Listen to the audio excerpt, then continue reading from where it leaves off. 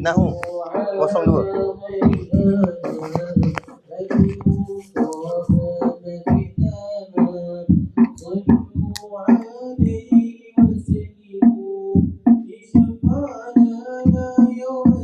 Sama anda.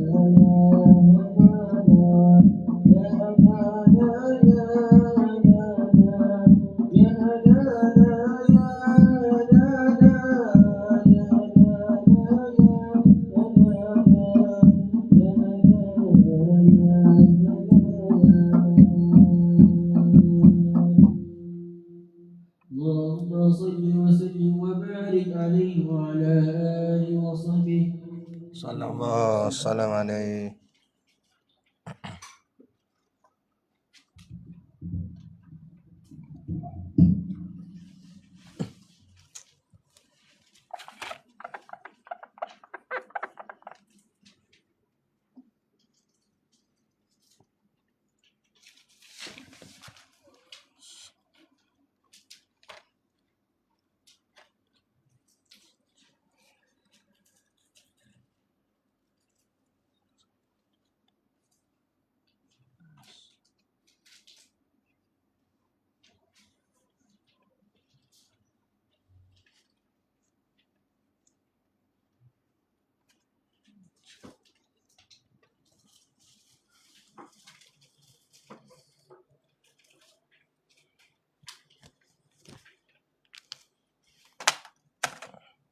Dia makin lama ink dia makin pudar. Jenis ayat. Jum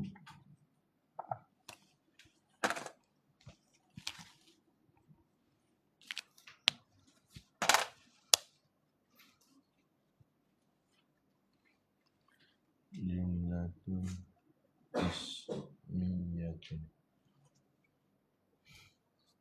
Mula dengan ism.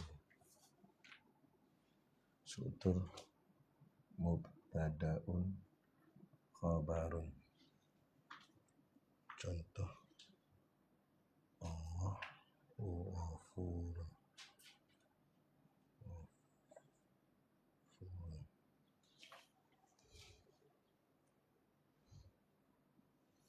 Maksud Allah pengampun. Allah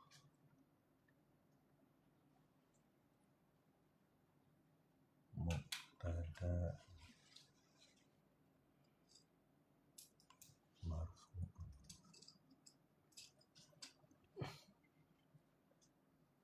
Dhammatun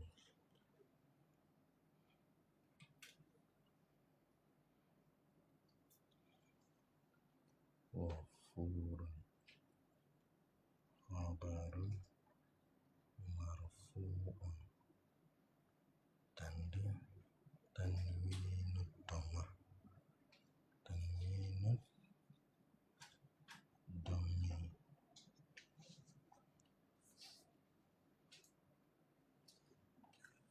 Ada mubtada.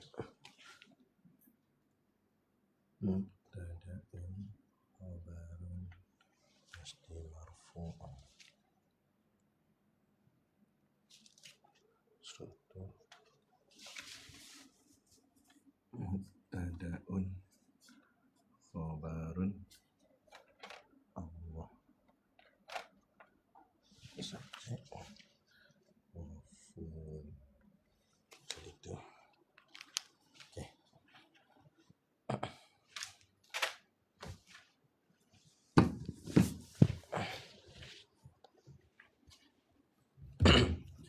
Wahayukum jami'an.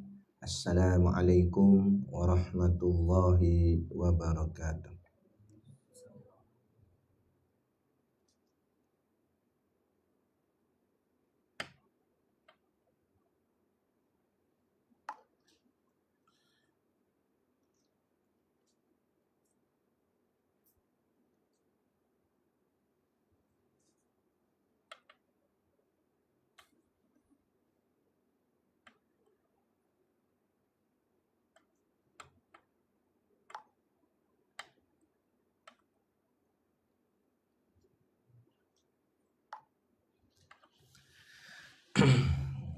Ila hadrati, kita hadiahkan bacaan Fatihah kepada junjungan besar kekasih kita Nabi Muhammad SAW dan sekalian guru-guru kita. Al-Fatihah. A'udzubillahi minasyaitonir rajim. Bismillahirrahmanirrahim. Alhamdulillahirabbil alamin. Arrahmanirrahim. Maliki yaumiddin. Iyyaka na'budu wa iyyaka nasta'in. Ihdinas siratal mustaqim. Siratal ladzina an'amta 'alaihim ghairil maghdubi 'alaihim waladdallin. Bismillahirrahmanirrahim. Alhamdulillahirabbil alamin wassalatu wassalamu ala asyrafil anbiya'i wal mursalin wa ala alihi washabbihi ajmain. Subhanaka la ilma lana illa ma 'allamtana innaka antal alimul hakim. Rabbi shrah li sadri wa yassir li amri wahlul 'uqdatam min lisani yafqahu qawli wa la haula wa la quwwata illa billahil aliyil azim. Amma ba'd. Baik, kita sambung kelas ilmu nahwu kita, siri yang kedua. Jadi kita nak sambung ni bahagian ilmu nahwu. Sekarang kita masuk ke bab jenis ayat. Okey. Ayat dalam ilmu nahwu dia ada dua. Satu namanya jumlah ismiyah, satu lagi jumlah fi'liyah. Jumlah fi'liyah belum tulis lagi. Tengok yang tu dulu. Iaitu namanya jumlatun ismiyatun. Orang panggil jumlah ismiyah. Okey, ni jenis ayat. Ayat kat dalam bahasa Arab. Ni ayat ni namanya jumlah ismiyah. Macam mana nak kenal dia? Dia mula dengan isim. Sebab tu nanti kita kena belajar apa itu isim dulu. Jadi ayat dia bermula dengan isim, ismun. Apa ismun? Kata nama. Maknanya permulaan ayat tu bermula dengan kata nama. Nama orang ke, Abu pergi makan. Abu tu kan kata nama. Jadi maknanya itulah maksud jumlah ismiyah nama dia. Struktur dia, dalam dia tu ada dua pecahan. Satu namanya mubtada' dan satu lagi namanya khabar. Mubtada'un plus khabarun. Mubtada' ni apa? Mubtada' ni artinya permulaan ayat. Permulaan. Selalunya dia duduk di hadapan lah. Tapi kadang-kadang boleh tak dia jadi di belakang. Kita tengok pada keadaan ayat tu. Tapi biasanya mubtada' ni di permulaan. Okey, dan khabar ni mengkhabarkan apa mubtada' tu. Nanti kita tengok contoh dia macam mana. Ni contoh dia, iaitu Allahu ghafurun. Jadi Allah tu mubtada', ghafurun itu khabar. Maksud apa Allahu ghafurun? Maksudnya Allah Maha Pengampun. Dari segi i'rab dia, dia tengok dekat whiteboard tu, dari segi i'rab dia tu, iaitu lafaz Allah. Lafaz Allah tu disebut sebagai mubtada' marfu'. Marfu' tu kita tak mengaji lagi lebih dalam lagi, nanti dulu. Cuma nak cerita je, marfu' tu iaitu tanda dhammah tu. Sebab tu tulis di bawah tu tanda dhammah, dhammatun. Allah tu dengan baris dhammah. Dhammah ni apa? Baris depan. Sebab tu Allahu. Jadi mubtada' dia mesti marfu'. Dia mesti bermula dengan kedudukan dia, kedudukan marfu'. Kalau pada tanda di sini, tandanya tanda dhammah. Dia ada juga marfu' tanda lain.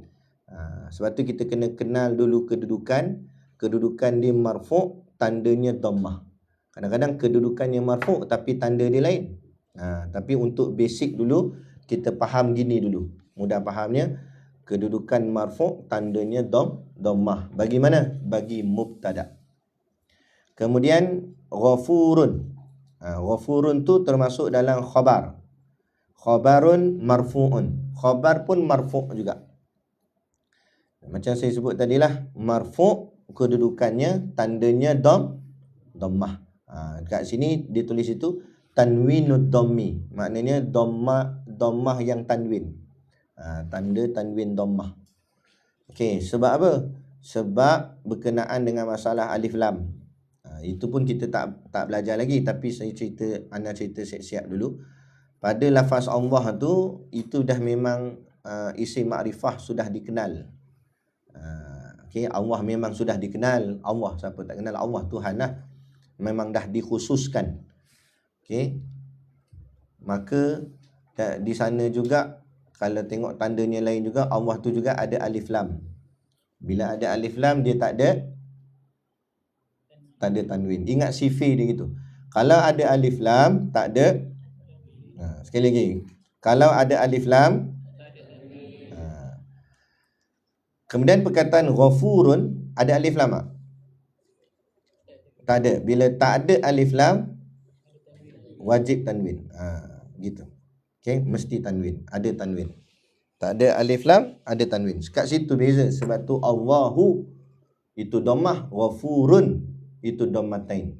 Ataupun tanwinut dhammi. Tanwin dhammah. Okey. Kemudian poin yang kita kena ingat juga di bawah tu ana ada tulis kedua-dua mubtada juga khabar itu mesti marfu'. Kedudukan dia mesti marfu'. Kedudukan marfu' tandanya ingat tu sipir dia. Kedudukan marfu' tandanya ya betul lah tanda rafa' ada tanda di sini ni. Tandanya dhammah. Kedudukan marfu' tandanya untuk basic dulu. Kita belajar pelan-pelan daripada bawah dulu. Struktur pada ayat tu itulah dipanggil mubtada khabar. Inilah jumlah ismiyah. Bila sebut jumlah ismiyah, dia punya struktur dia mubtada khabar. Mubtada khabar. Dan Allah itu anda tulis dalam kurungan tu, Allah tu subjek. Subjek tulis Jawi. Allah tu subjek. Subjek ni benda yang kita nak cerita. Benda apa yang kita nak cerita? Buku itu besar. Buku tu subjek. Buku tu mubtada. Okey. Bunga itu cantik. Bunga tu subjek.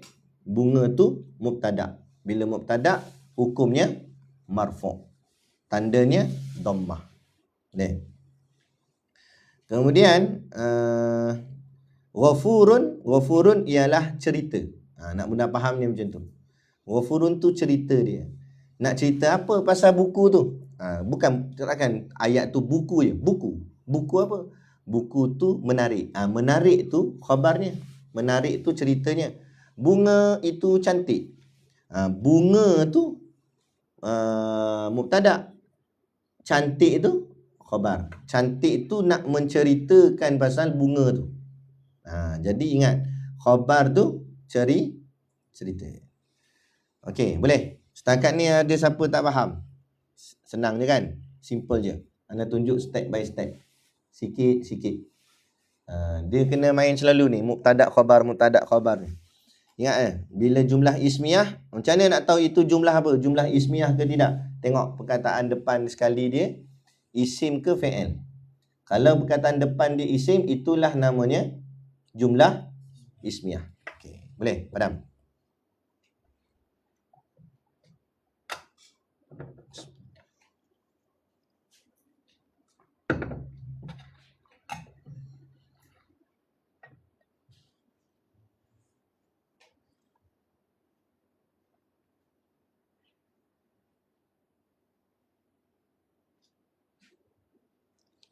Dia penting ni ilmu nahwu saraf ni. Tak dinamakan pondok lah kalau tak mengaji nahwu saraf ni. Dan inilah alat yang kita nak kena guna untuk kita membaca atau membedah kitab-kitab. Baik kitab Jawi maupun baik kitab Arab ataupun juga kitab Jawi. Okey. Sebab tu perkara ni ana ajar dulu sebelum kita masuk kitab-kitab nanti. Okey, boleh. Kalau tak faham tanya, jangan diam buat misteri macam tu. Biar belajar sampai faham. Korang ni pelapis. Ana dah semakin tua. Korang pula yang akan kena ngajar. Apa ni? Okey, yang keduanya ialah jumlah fi'liyah.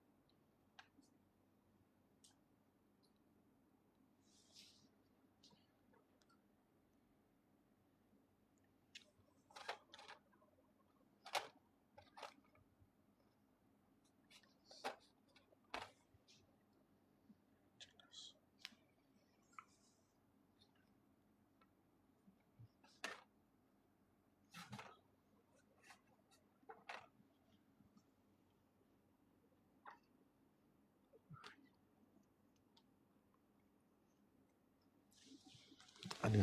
Okay.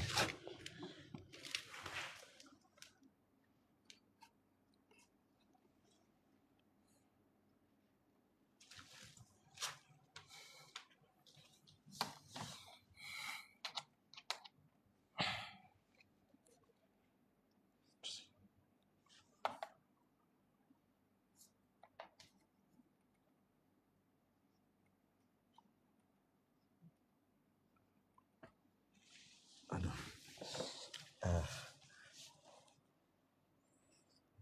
Apa lagi?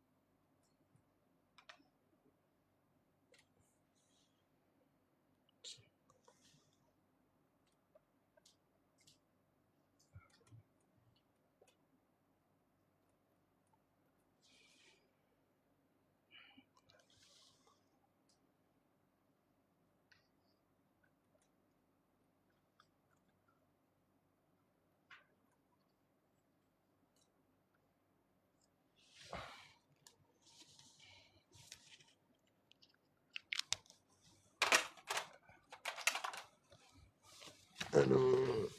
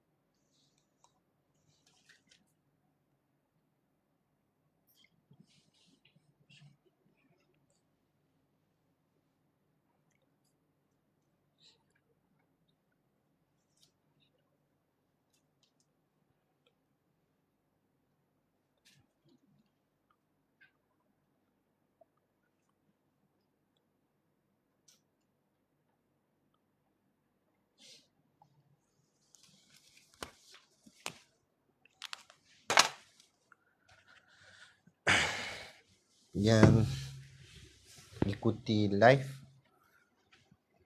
kalau pernah belajar ataupun faham, bolehlah follow. Tapi kalau yang tak faham, tak apalah. Ni pelajaran ni khusus sikit, bukan pelajaran untuk orang awam. Tapi sekurang-kurangnya kita tahu beginilah pengajian di pondok, dan inilah pengajian agama. Sebab tu sambil salin kan. Sebab tu ulama kita bila dia istinbat hukum berdasarkan ayat Quran atau hadis Nabi, bukannya dia ikut rasa-rasa, tapi berdasarkan kefahaman dia tentang ilmu bahasa Arab tu sendiri. Apa makna ayat tu, apa makna hadis tu. Daripada sinilah terhasilnya kitab-kitab tafsir dan sebagainya lah.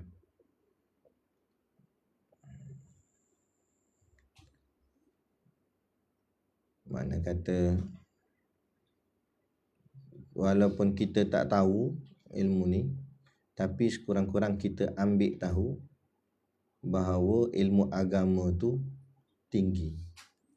Ilmu agama tu dahsyat, besar. Bukan semua orang boleh orang cakap apa, memahaminya dengan bermudah-mudah lah. Sebab orang selalu pandang lekeh ngaji pondok ni, masa depan tak cerah, masa depan nak kerja apa.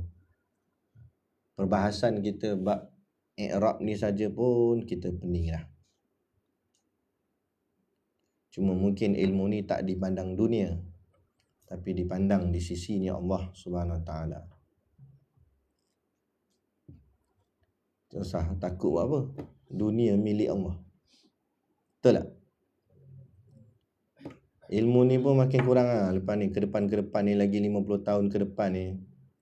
Silap nak cari orang yang boleh ajar ilmu-ilmu macam ni dah semakin payah, semakin susah. Sebab apa? Sebab tak ada pelapis ni. Okey. Baik. Boleh dah anda terang Iaitu jumlah, bila sebut je jumlah, jangan faham jumlah macam kita matematik tu, 1 tambah 1 jumlah 2. Kan? Jumlah dalam ilmu kita mengaji ni, ilmu nahwu ni, jumlah tu makna ayat. Sekarang ni jenis ayat yang kedua pula. Tadi jumlah ismiyah. Sekarang namanya jumlah fi'liyah. Jumlah fi'liyah pula. Apa tu jumlah fi'liyah? Nak tahu dia, cara nak kenal dia mudah. Iaitu dia mula dengan fi'il. Mula dengan perbuatan. Daraba Aliyun Zaidan, contoh. Telah memukul Ali kepada Zaid, contoh. Telah memukul tu duduk depan, daraba tu makna telah memukul. Jadi telah memukul tu duduk depan ayat. Jadi bila perkataan tu kat depan tu adalah fi'il, itu fahamlah kita, itu namanya jumlah fi'liyah. Struktur dia macam mana? Struktur dia fi'il fa'il. Macam tadi mubtada khabar, itu ismiyah. Kalau fi'liyah, fi'il fa'il. Ingat, fi'il fa'il. Cuba sebut fi'il fa'il. Bezakan fi'il tu apa? Fi'il tu perbuatan lah. Fa'il tu si pembuat. Orang yang buat tu, siapa dia yang buat tu? Contoh daraba tadi pukul. Daraba Zaidun. Zaidun tu fa'il. Dia yang pukul. Faham? Yang kena pukul kita tak belajar lagi. Okey. Contohnya tu. Kenapa pukul? Sebab contoh dalam kitab selalu macam tu. Jadi kita ikut je lah. Ulama kita buat contoh pukul, daraba. Banyak perkataan daraba, mana-mana kitab-kitab nahwu macam tu. Contohnya, contoh kat sini lain, dia tak daraba, dia pakai ayat lain. Contohnya zahabat talib. Zahaba tu fi'il. Zahaba tu fi'il. Maksud dia apa? Pergi. Telah pergi. Telah pergi ni perbuatan lah. Perbuatan pergi balik, berjalan, berlari itu kan perbuatan. Jadi zahaba tu fi'ilnya. Artinya telah pergi. Tak apa, tak faham, tak tahu lagi apa maksud. Bukan bicaranya di sini. Bicaranya kita nak kenal dulu jenis-jenis ayat. Ada 2 ayat. Satu jumlah ismiyah, satu jumlah fi'liyah. Nak bagi beza je dulu, nak bagi kenal. Okey, pelan-pelan belajar. Zahaba. At-talib tu fa'il. Jadi at-talib tu siapa? At-talib tu pelajar. Jadi kalau dalam kaedah bahasa Arab, dia memang nampak macam terbalik sikit daripada bahasa Melayu. Kalau bahasa Melayu kita sebut siapa dulu? Pelajar pergi. Kan? Tapi bahasa Arab fi'il duduk depan dulu. Pergi pelajar. Macam tu. Cuma kaedah baca dia makna zahabat talib, telah pergi pelajar itu. Macam tu. Tapi kalau kita nak tukar pada bahasa Melayu tu, pelajar telah pergi, boleh tak? Kenapa penting benda ni? Sebab walaupun antum baca kitab Jawi sekalipun, walaupun tak baca kitab Arab katakan, baca kitab Jawi, kaedah susunan perkataan dalam kitab Jawi tu dia ikut kaedah Arab. Sebab tu kalau kita baca dalam kitab-kitab Jawi ke apa kan, telah datang kepadanya, dia fi'il dulu kat depan. Lepas tu barulah fa'il. Kan? Sebab apa? Sebab dia memang ikut. Sebab tok guru kita yang karang kitab tu, walaupun kitab tu kitab Jawi Melayu, tapi dia mengaji di Arab. Dia mengaji di Mekah, mengaji di Madinah. Mengaji dengan bahasa Arab. Balik tanah Melayu ni lah. Takkan dia nak tulis kitab Arab ke? Orang Melayu tak faham nanti. Dan macam mana nak mengaji? Jadi dia tulislah kitab dalam bahasa Melayu. Tapi tempat dia mengaji tu kat Arab sana lah. Sebab tu dia ikut tulisan dia tu, kaedah penulisan dia ikut kaedah Arab. Sebab tu penting, walaupun kita baca kitab Jawi sekalipun, penting kita mengaji ilmu nahwu dan sorof ni supaya kita boleh nampak teknik ataupun kaedah penulisan guru-guru kita terdahulu. Okey, boleh. Jadi zahabat talib maksudnya pelajar telah pergi. Ataupun kita nak sebut telah pergi pelajar itu, boleh tak? I'rabnya, bila sebut i'rab, ingat dia bermain kat mana? Bila sebut i'rab, dia bermain di mana? Bermain di hujung. Hujung perkataan. Okey, baik. Kita tengok. Yang pertama, zahaba. Zahaba ni istilah dia, walaupun tak tahu lagi benda ni, tapi tak apa, ana bagi tahu je dulu. Istilah dia fi'lun madin mabniyun. Apa benda tu? Tak tahu, biar dulu. Cuma nak ceritanya fi'il madi tu maknanya kata perbuatan yang telah berlaku. Dia kata perbuatan ada 3, sedang atau akan berlaku. Yang pertama, yang keduanya telah berlaku, dan yang ketiganya perintah. Kalau yang namanya fi'il madi itu telah berlaku. Kalau yang sedang atau akan berlaku itu fi'il mudhari'. Kalau perintah itu namanya fi'il amar. Itu kita tak belajar lagi, tak apa. Ini ana mukaddimah saja dulu.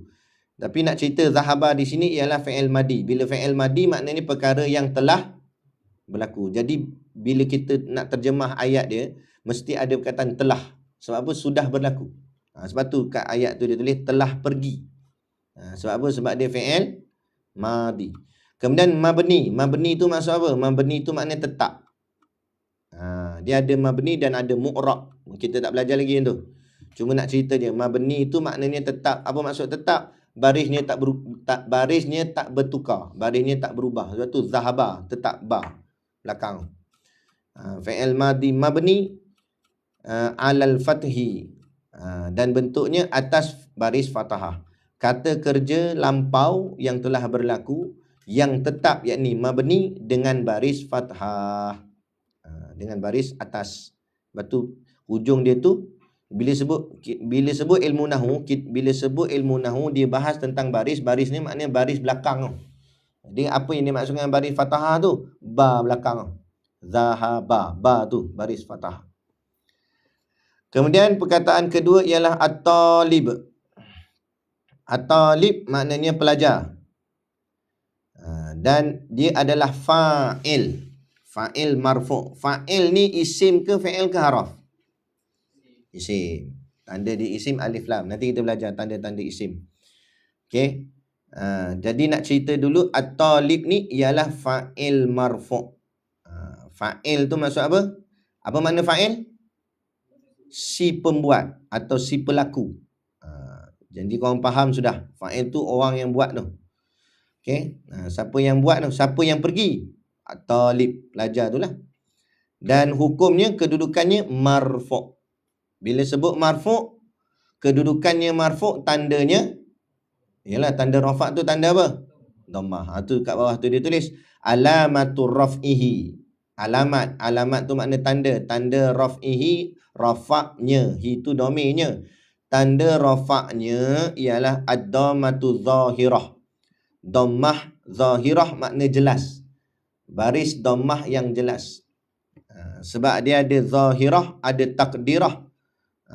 Kan? Takdir makna tak nampak, tersembunyi. Itu nanti kita belajar. Yang ni nampak. Nampak tak baris depan dia tu? Nampak tak baris dhammah? Nampak. Nampak tu panggil zahirah. Ad-dhammatu zahirah. Ala akhirihi. Ke atas akhirnya. Hujungnya lah at-talibu tu. Bu tu. Jadi bila sebut nahwu, kita bukan bahas atta, bukan bahas li, tapi kita bahas yang hujung sekali, iaitu bu tu.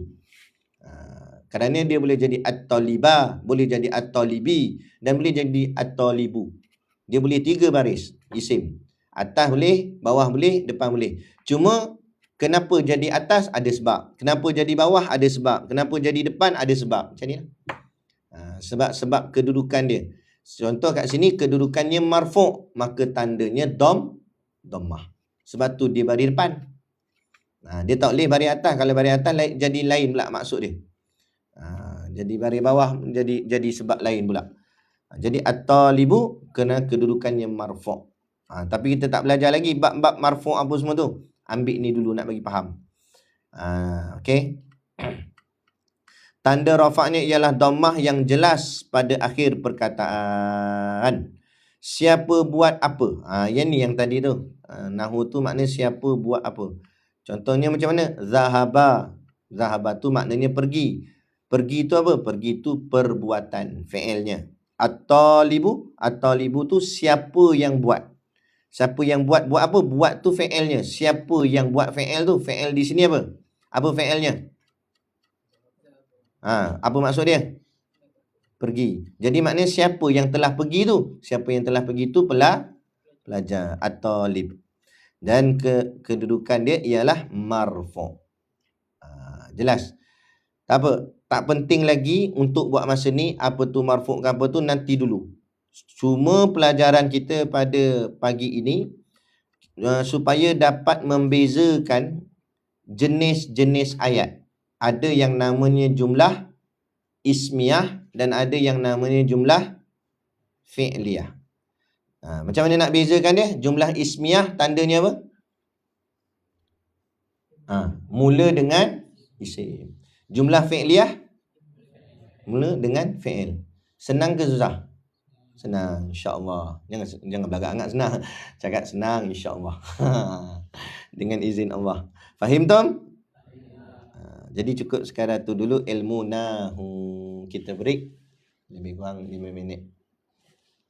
Berhenti sekejap 5 minit. Kita sekejap lagi kita sambung ilmu saraf pula. Kita tangguh majlis dengan tasbih kafarah dan suratul Asr. Subhanakallahumma wa bihamdika asyhadu an la ilaha illa anta astaghfiruka wa atubu ilaik. Bismillahirrahmanirrahim. Wal 'asri innal insana lafi khusr illa alladhina amanu wa 'amilus solihati wa tawasaw bil haqqi wa tawasaw bis sabr.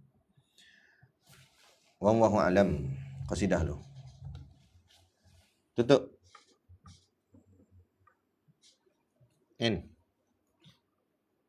Entah kena tahu ni Nabil. Kali tak payah cakap lah. Dia asing, kelas nahu lain, kelas